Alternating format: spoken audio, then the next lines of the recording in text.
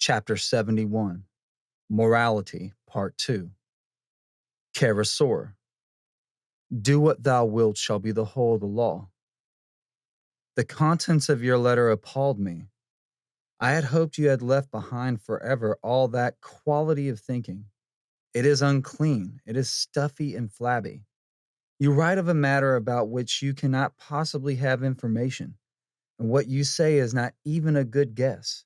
It is simply contrary to fact.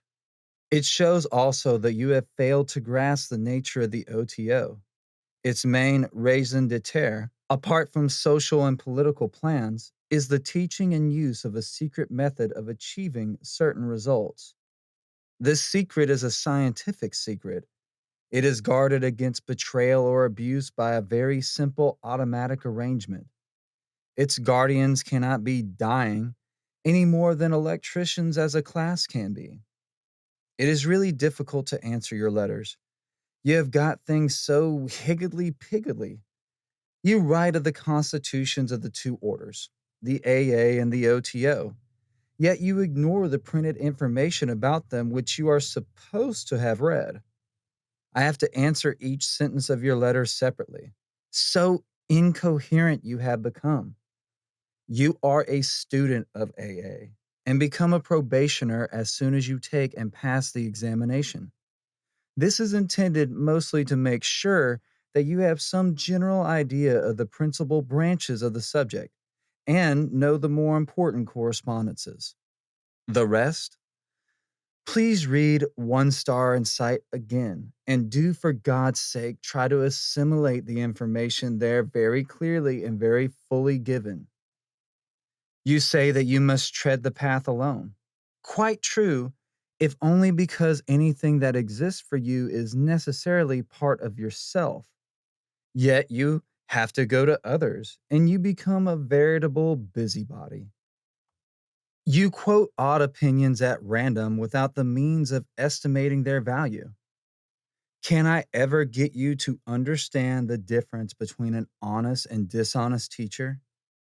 I have always made it a rule never to put forward any statement of which I cannot produce proof. When I venture a personal opinion, it is always marked in plain figures to that effect. I refer you to Magick, page 368, page 375, paragraphs 1 and 2, and page 415, paragraphs 000 and 00.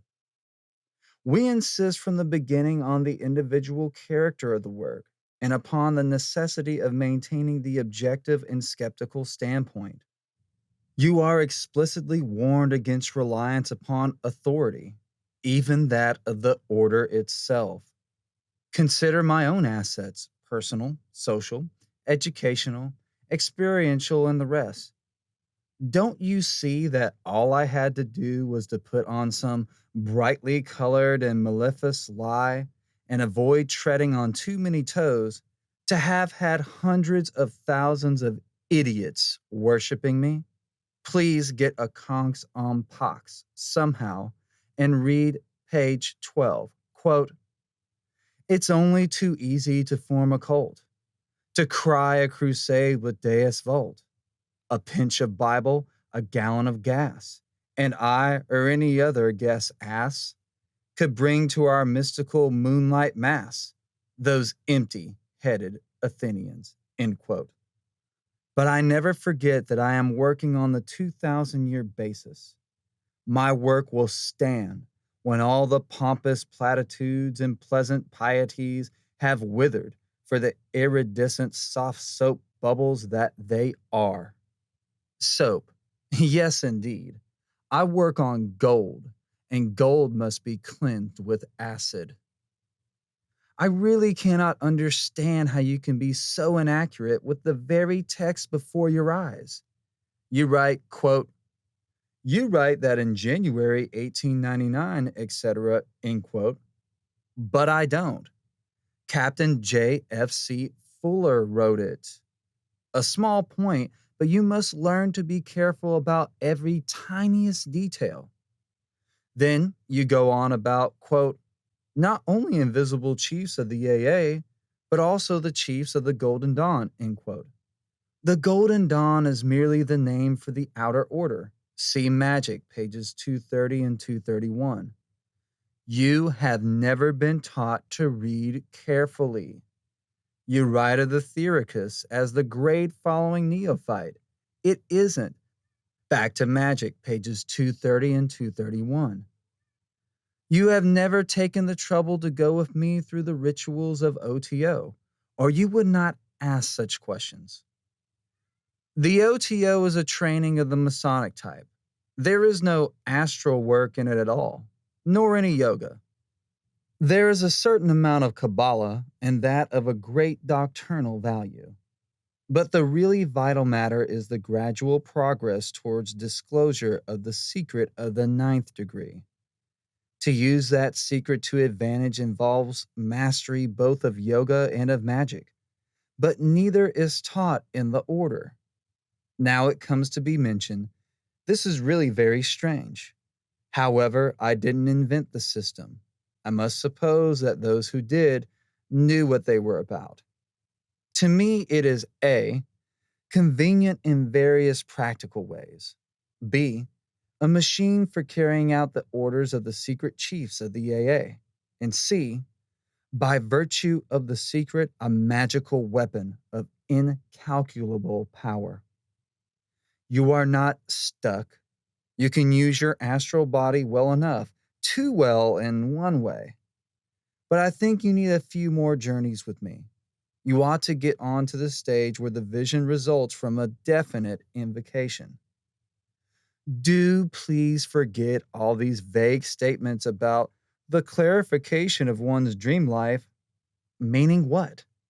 And shadow thinking, meaning what? These speculations are idle, and idleness is poison. In your very next paragraph, you give the whole show away. Artistically, it appeals to me, but not spiritually. You have been spiritually poisoned. What blasphemy more hideous could be penned? What lie so base, so false, so nasty, what so devilish and deadly a doctrine? I feel contaminated by the mere fact of being in a world where such filth is possible to conceive. I am all but in tears to think of my beloved sister tortured by so foul a denizen of the abyss. Cannot you see this the root of all your toadstool spawn of miseries, of doubts, of fears, and of indecisions? As an artist, you are consecrated virgin priestess, the oracle of the Most High. None has the right to approach you save the most blessed all, with arms outstretched as to invoke your benediction. By spiritually, you mean no more than according to the lower and middle class morality of the Anglo-Saxon of the period when Longfellow and Tennyson were supposed to be poets and royal academicians painters. There is a highly popular school of occultists, which is 99% an escape mechanism. The fear of death is one of the bogies, but far deeper is the root fear. Fear of being alone, of being oneself, of life itself. With this, there goes the sense of guilt. The book of the law cuts directly at the root of all this calamitous, this infamous tissue of falsehood. What is the meaning of initiation? It is the path to the realization of yourself as the soul, the supreme, the absolute of all truth, beauty, purity, perfection. What is the artistic sense in you? What but the one channel always open to you through which this light flows freely to enkindle you, and the world through you, with flowers of inexhaustible fervor and flame? And you set up against that this specter of grim fear, of shame, of qualms and doubts, of inward quaking, lest you are too stricken with panic to see clearly what the horror is. You say, quote, the elemental spirits and the archangels are watching, end quote. My dear, dear sister, did you invent these beings for no better purpose than to spy on you? They are there to serve you. They are parts of your being whose function is to enable you to reach further in one particular direction or another without interference from other parts, so long as you happen to need them for some service or other in the great work. Please cleanse your mind once and for all of this delusion, disastrous and most damnable, that there can be opposition between two essential parts of your nature. I cannot write more. It makes me too sad. I hope there is no need. Do be yourself, the radiant daughter of the Muse. With that command, I turn to other tasks. Love is the law. Love under will. Fraternally yours.